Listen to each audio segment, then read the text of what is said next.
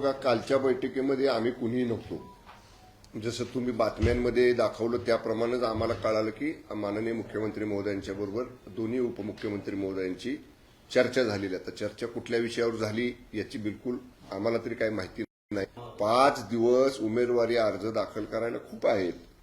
त्यामुळं काय अजून बराच वेळ हातामध्ये आहे आणि चांगली चर्चा करून जर उमेदवारी ठरल्या तर निवडणुकीला अडचण येत नाही निवडून आणायला उमेदवार. त्यामुळे उमेदवारी ठरवतानाच सगळ्या बाजूनं पॉझिटिव्ह निगेटिव्ह ह्या सगळ्या गोष्टीचा विचार करून एकदा चांगलं विचार मंथन होऊन जर निर्णय झाला तर तो निश्चितपणानं फलदायी असतो. त्यामुळे अजून बराच अवधी आहे. मी आपल्याला एवढंच सांगतो, योग्य समन्वय महायुतीमध्ये आहे आणि लवकरच त्याच्यामध्ये सन्मानजनक जागा वाटप केलं जाईल.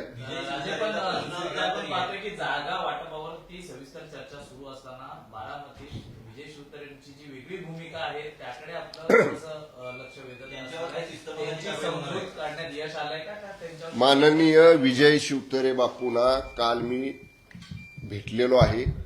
त्यांना सविस्तर त्यांच्याशी मी चर्चा केलेली आहे आणि त्यांना स्पष्ट सांगितलेलं आहे की ते शिवसेनेचे माजी मंत्री राहिलेले आहेत आणि ते नेहमी सांगतात की मी माननीय शिंदे साहेबांचं नेतृत्व मानतो.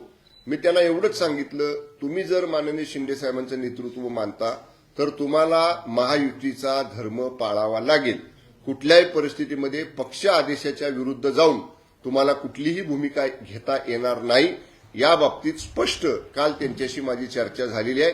ते फक्त मला एवढंच म्हटले की मला थोडा वेळ द्या, पण मी त्यांना सांगितलं आता वेळ आपल्या हातात कमी आहे आणि कुठल्याही परिस्थितीमध्ये महायुती धर्माच्या विरोधात तुम्ही कुठलीही कृती करू नये असं त्यांना मी या ठिकाणी स्पष्टपणानं सांगितलेलं आहे.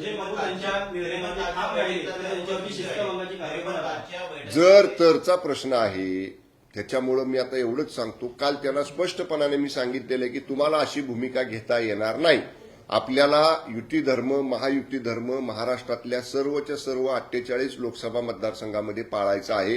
त्यामुळं जिथं शिवसेनेचा उमेदवार आहे तिथं भाजपनं राष्ट्रवादीनं मदत करावी लागेल, जिथं राष्ट्रवादीचा उमेदवार आहे तिथं शिवसेना भाजपनं मदत करावी लागेल आणि जिथं भाजपचा उमेदवार आहे तिथं शिवसेना आणि राष्ट्रवादीने मदत करावी लागेल.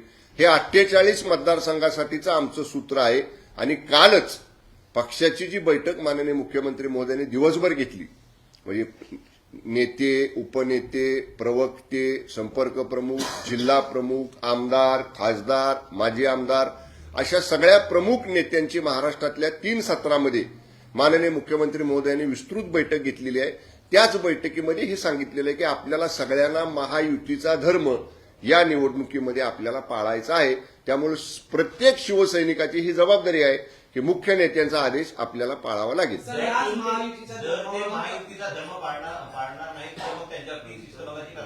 जर तरचा प्रश्न आहे, जेव्हा तशी वेळ येईल त्यावेळी बघू. आज त्याच्यावर भाष्य करणं योग्य नाही. मनसेला दक्षिण मुंबई किंवा शिर्डी लोकसभा मतदारसंघ सोडावा लागेल का? आणि जर का सोडेल तर शिवसेना देखील त्या जागेसाठी दावा करत आहे. शिर्डीला जर आपले विद्यमान खासदार देखील आहेत, मग त्यांची कुठेतरी समजूत जी आहे ती काढली जाणार का? अहो, अजून वेळ आहे. याद्या फायनल होऊ द्यात, सीट शेअरिंगचा रेशिओ ठरवू द्यात आणि मग बघू ना आपण. मी तुम्हाला एवढंच सांगतो, शिवसेनेमध्ये पहिल्यापासून मी सांगत आलोय, गेल्या वेळी ज्या जागा आम्ही शिवसेना पक्षाच्या नावावरती आणि धनुष्यबाण चिन्हावरती लढलो होतो त्या जागांवरती आम्ही आजही ठाम आहोत. त्या बाबतीतली चर्चा सुरू आहे. चर्चा अंतिम होऊ द्यात, नावं जागा समोर येऊ द्यात, मग याच्यावरती बोलू आपण. कोणी काय केलं, जर काय केलं तर काय होईल, हे पुढच्या विषय पुढच्या गोष्टी नंतर बोलू आपण. चलो हा महायुतीच्या ह्याच नावावर उद्धव ठाकरेंनी टीका केलेली आहे. एकनाथ शिंदे म्हणतात हे शिवसैनिक नाही नमोसैनिक आहेत असं त्यांच्यावर टीका केली. हे बघा, माननीय उद्धव ठाकरे साहेबांना आता टीका करण्याशिवाय त्यांच्या हातात काही राहिलेलं नाही. तुमची अवस्था इंडिया आघाडीच्या बैठक सभेमध्ये काय झाली म्हणावं, 4.5 मिनिटं तुम्हाला मिळाली बोलायला. मग तुम्ही कसले, तुम्ही शिवसेनेचं वंदनीय बाळासाहेब ठाकरे साहेबांच्या काळात जे वलय होतं, जो दरारा होता, जो मान सन्मान मिळायचा, तो मिळाला का तुम्हाला? त्याचं उत्तर द्या ना अगोदर. कोणाला शिवसैनिक म्हणायचं का कोणाला नमोसैनिक म्हणायचं ही महाराष्ट्राची जनता ठरवेल. केजरीवाल यांच्यावर जी कारवाई झालेली आहे काल, त्याचबरोबर काँग्रेसची जी खाती गोठवण्यात आलेली आहेत, यावरून विरोधकांनी सुनावण्यास सुरुवात केलेली आहे की सत्ताधारी निवडणुका डोळ्यासमोर ठेवून हा सगळं संस्थांचा चुकीचा वापर करत आहे.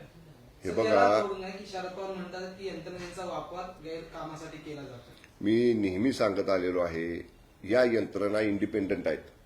त्यांना कायद्यानं स्वतंत्र त्यांचे अधिकार दिलेले आहेत. आणि आज उठून मनात आलं आणि उद्या कारवाई केली असं होत नाही. दिल्ली सरकारचं म्हणाल तर दिल्ली सरकारची जी काही कारवाई तिथल्या माननीय मुख्यमंत्र्यांच्यावर झाली याच्याबद्दल खूप गेली वर्ष दीड वर्ष झालं चौकशा आणि कागदपत्र तपासणी बाकी सगळ्या गोष्टी सुरू होत्या. त्यातला एक भाग आहे. आणि राहिला प्रश्न काँग्रेसचे खाती गोठवण्याचा, तर जी काय माहिती माध्यमांकडनं झाली त्याच्यामध्ये पूर्वी इरेग्युलरिटी एका वर्षाच्या आर्थिक रिटर्न सबमिट करण्यामध्ये झाल्या होत्या आणि ती रक्कम आणि त्याच्यावरची दंडाची रक्कम अशी काहीतरी इन्कम टॅक्सनं त्यांना आकारलेले एवढं समजतंय. त्यामुळे याच्या बाबतीत सुद्धा चौकशी होईल. जर ती कारवाई चुकीची असेल तर वरचं कोर्ट आहे त्याला बसलेलं, कोर्ट त्याच्यामध्ये हस्तक्षेप करेल. ओके. हिंदी में सिर्फ 2 सवाल. पहला सवाल, क्या शिवसेना के 3 से 4 प्रत्याशी जो है उनको बदलने की बात बीजेपी के आला नेताओं ने कही है, उसी को लेकर सीट बंटवारा अब तक नहीं हो पा रहा है, पेच फंसा हुआ है. ऐसा कुछ नहीं है, लेकिन मैंने अभी भी कहा कि शिवसेना का जो बंटवारा है, सीट शेयरिंग का जो इश्यू है, इसका पूरा अधिकार हमारी पार्टी ने, शिवसेना ने हमारे मुख्य नेता माननीय श्री एकनाथ जी शिंदे साहब को दिया है. इसके बारे में साहब सबसे साथ चर्चा करके योग्य निर्णय लेंगे. अभी तक इसके ऊपर कोई फाइनल डिसीजन नहीं हुआ है. दूसरा सवाल ये है कि जिस तरह से कांग्रेस के अकाउंट्स फ्रीज कर दिए गए हैं, शिवसेना ने भी एक ईओडब्ल्यू में कंप्लेंट की थी कि हमारे 50 करोड़ जो है वो हमें न बताए बगैर ट्रांसफर किए गए. उस केस का क्या स्टेटस है? क्या इसमें कोई वसूली हो पाई है? नहीं, इसके बारे में मुझे कुछ पता नहीं है, क्योंकि जब शिवसेना पक्ष का नाम और शिवसेना का ऑफिशियल सिंबल जब इलेक्शन कमीशन ने हमारे साथ दिया है, हमारे पास दिया है, तो ये सब जो फाइनेंशियल मैटर्स भी है वो पक्ष की रहती है, किसी एक व्यक्ति की नहीं रहती है. लेकिन इसके बारे में हमारे पार्टी की तरफ से हमने कंप्लेंट लॉन्च की है. हमको न्याय व्यवस्था पर, पुलिस यंत्रणे पर और इन्वेस्टिगेशन एजेंसीज पर हमें पूरा भरोसा है. ये इन्वेस्टिगेशन एजेंसीज इसकी जांच करेंगे और अगर इसमें इरेगुलरिटी हुई है तो नियम के तहत, कानून के तहत ये इन्वेस्टिगेशन एजेंसी जरूर इसके ऊपर कार्रवाई करेंगी. क्या अभिनेता गोविंदा आपके पार्टी में आने वाले हैं और उत्तर पश्चिम से चुनाव लड़ने वाले हैं? क्या मुख्यमंत्री एकनाथ शिंदे से उन्होंने मुलाकात की है? देखिए, पार्टी मजबूत करने के लिए माननीय प्रधानमंत्री मोदी साहब को तीसरी बार भारी बहुमत से, 400 पार के बहुमत से अगर प्रधानमंत्री हमको करना है, हमने ये निश्चय किया है, तो जो भी साथ में जुड़ते हैं, जो भी साथ में इस मिशन के लिए हमारे साथ में आते हैं, हम लोग उनका स्वागत करेंगे. Okay, thank you. बस ना साहेब, थांबलेत ना. उत्तर पश्चिम लोकसभा मतदारसंघामधून अभिनेता गोविंदा यांचं नाव पुढे आलेलं आहे, चर्चेमध्ये आहे. आपल्याकडनं त्यांना उमेदवारीसाठी चाचपणी सुरू आहे का, किंवा त्यांना उमेदवारी देणार का? हे बघा, ह्या सगळ्या चर्चा आपण लोक करत असता. मी एवढंच म्हटलं की जर माननीय पंतप्रधान मोदी साहेबांना तिसऱ्यांदा 400 पारच्या बहुमतानं, 400 प्लस खासदारांच्या बहुमतानं आपल्याला तिसऱ्यांदा जर माननीय पंतप्रधान पदावर त्यांना विराजमान करायचं आहे, त्याच्यासाठी ज्या ज्या व्यक्ती, ज्या ज्या संघटना, जे पक्ष ज्या विचारावर प्रभावित होऊन, मोदी साहेबांच्या विचारावर प्रभावित होऊन जर बरोबर येत असतील तर अशा सगळ्यांचं आम्ही स्वागत करू. ओके. आर्थिक गुन्हे शाखेकडे आपण जी तक्रार देण्यात आली होती की शिवसेना पक्षाच्या खात्यातून जे 50 कोटी हे काढण्यात आल्यासाठी त्याबाबत काही अपडेट आहेत? नाही, याच्या बाबतीतली अधिकृत माहिती माझ्याकडे नाही. परंतु शिवसेना पक्षाचं नाव, शिवसेनेचं अधिकृत धनुष्यबाणाचं चिन्ह हे माननीय केंद्रीय निवडणूक आयोगानं आमच्याकडे दिलेलं आहे. याच्यावरती कुठल्याही न्यायालयानं अद्याप हस्तक्षेप करून त्याला कुठल्याही या ठिकाणी मनाई केलेली नाही. त्यामुळं शिवसेना पक्ष, शिवसेना पक्षाचे सर्व अकाउंट्स हे पक्षाकडेच आहेत. या स्थितीमध्ये परस्पर जर कुणी त्या अकाउंटमधले काही व्यवहार केले असतील तर त्याची तक्रार आर्थिक गुन्हे शाखेकडे यापूर्वीच आम्ही दिलेली आहे. आमचा नियमावरती, कायद्यावरती आणि तपासणी करणाऱ्या यंत्रणांवरती पूर्ण विश्वास आहे. तपासी यंत्रणा यातनं निश्चितपणे कायद्याला अनुसरून योग्य कारवाई करतील. Okay, thank you.